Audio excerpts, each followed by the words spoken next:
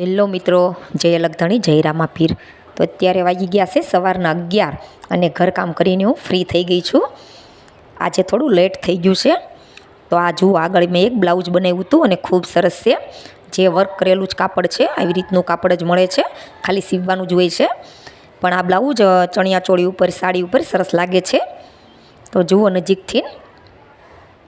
અને બીજું કે એક મેં વિડીયો મૂક્યો હતો ટિફિન વિશે, કે સાંજે મને ટિફિન બનાવવાની ના પાડી હતી અને સવારે મેં ટિફિન બનાવી નાખ્યું, કે યાદ ન રહ્યું એમ, કે આપણે રોજ જે કામ કરતા હોઈએ છીએ.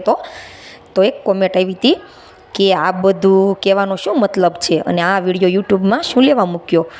તો મેં મારા ઘરવાળાને તો પૂછ્યું હતું, પણ તમને નહોતું પૂછ્યું. તો મારે તો મારા ઘરવાળાને બધી ખબર જ હોય છે હું જે કામ કરું છું એ. પણ તમે ધ્યાન રાખજો કે તમારા ઘરમાં તમને પૂછ્યા વગર કોઈ પાણી નથી પીતું ને. કારણ કે બીજાના ઘરમાં ટાટિયા મારવા જઈએ ને ત્યારે આપણું પોતાનું ઢોળાઈ જાય છે. તો પહેલાં આપણે આપણું ઘરનું બધું જ ધ્યાન રાખવું જોઈએ અને પછી બહાર ટાટિયા મારવા જોઈએ.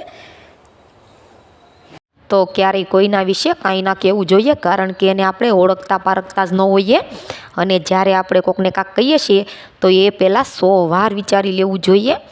તો ત્યાં તમારો મેસેજ નહીં, પણ ત્યાં તમારા વિચારોનું માર્ગદર્શન થાય છે કે તમારા વિચારો કેવા છે. તો આ વિશે તમારું શું કહેવું છે ફ્રેન્ડ? મળીએ નેક્સ્ટ વિડીયોમાં.